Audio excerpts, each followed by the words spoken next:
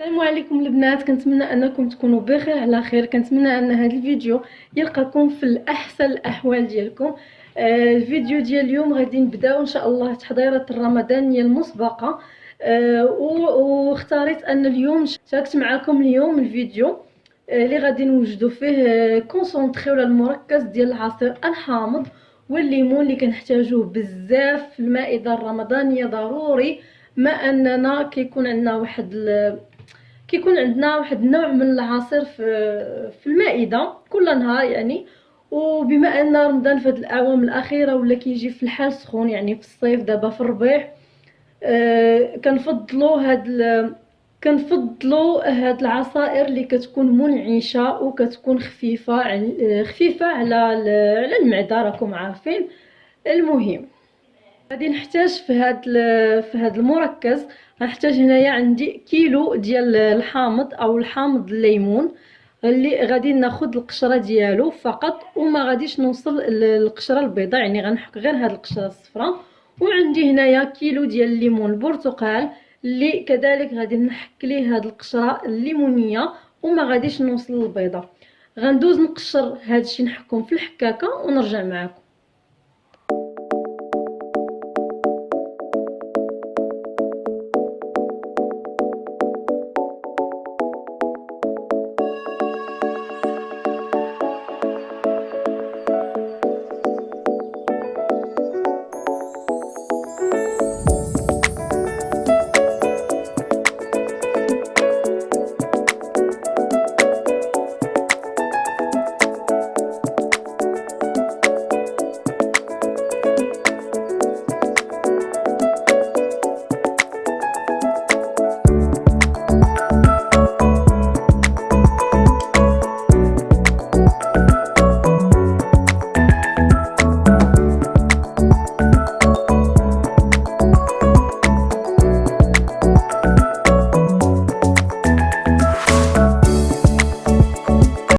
ودابا البنات من بعد ما حيت كيشوي القشره الصفراء هنايا الحامض والقشره الليمونيه هنايا بالنسبه لليمون، وهي هذه.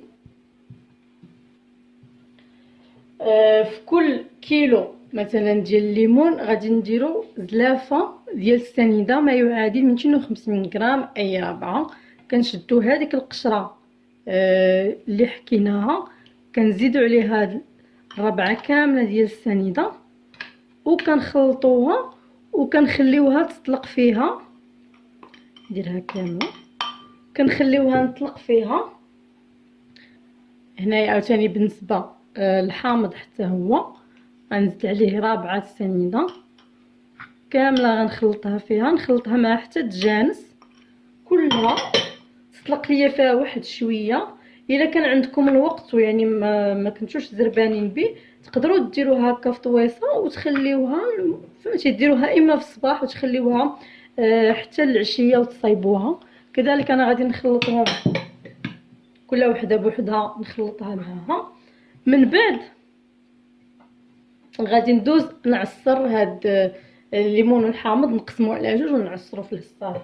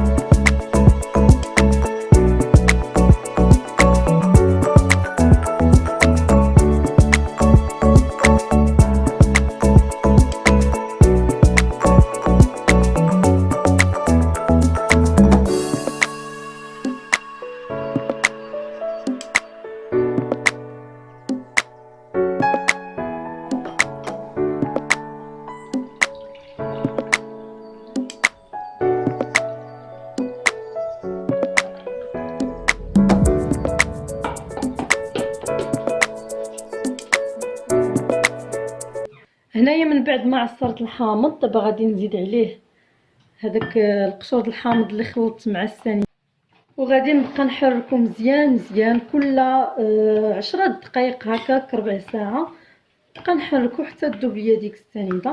كما قلت لكم غادي نغطيه بالسلوفان وغنخليه مده ليله كامله في الثلاجه.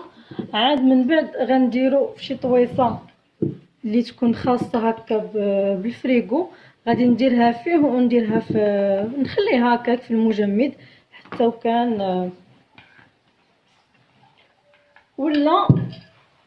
ولا غنديرها نيشان في هذيك الطاسه اللي غندخلوها للمجمد.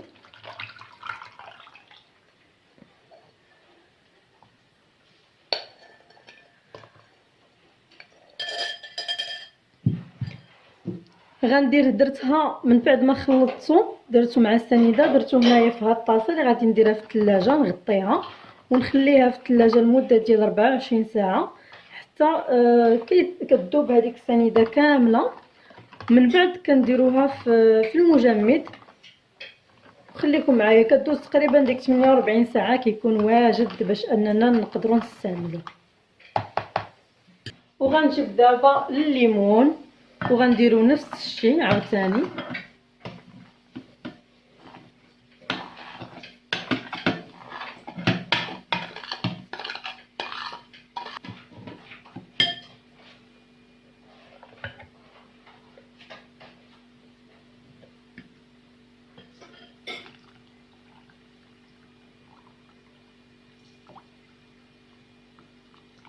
حتى هو كذلك نفس العمليه غنخلطوه مزيان باش تذوب لينا هذيك السنيده مع الليمون مع العصير ديال الليمون. نغطيوها بالسلوفان ونديروه في الثلاجه حتى يذوب مزيان، مره نحركوه هكا بالمعلقه، وعاد نديروه في الطاسه اللي غادي نديروها في المجمد اولا نفرقوه في البلاستيكات اللي بغيتو.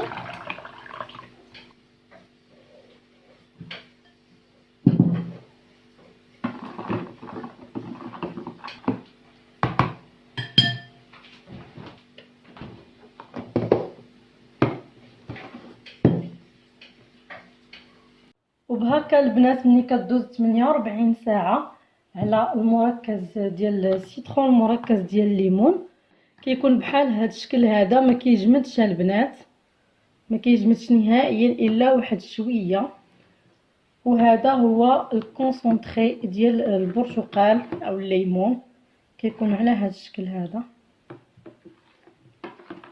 فانا صافي هذه المرحله الاخيره ديالهم غادي نرجعهم عاوتاني للكونجيلاتور، فصافي كنحتفظ بهم عاوتاني في المجمد حتى الوقيته اللي كنبغي نحضر شي عصير وكنجبد كناخذ منهم غير شويه هكا 3 المعالق مثلا في كاس، كنخلطوه مع طبيعه الحال مع الماء. نقدروا نديروا غير نص كاس ديال العنبه من هاد الكونسونطري مع اطرو ديال الماء، وعلى حسب كل واحد الحلاوه ديالو. كما قلت لكم كتقدروا تضيفوا معاهم اي فاكهه نتوما كتبغيو. وبهكا البنات كيكون العصير ديالنا واجد. هنايا قدمت لكم 4 ديال الانواع هكا كاقتراح انكم تقدروا تصايبوهم. هنايا عندنا درت غير السيترون بوحدو، هنايا درت غير الليمون بوحدو، هنايا درت الليمون مع الفريز، وهنايا درت السيترون مع البنان. تقدروا ديروه مع الكيوي مع المونغ مع اي فاكهه بغيتو. دونك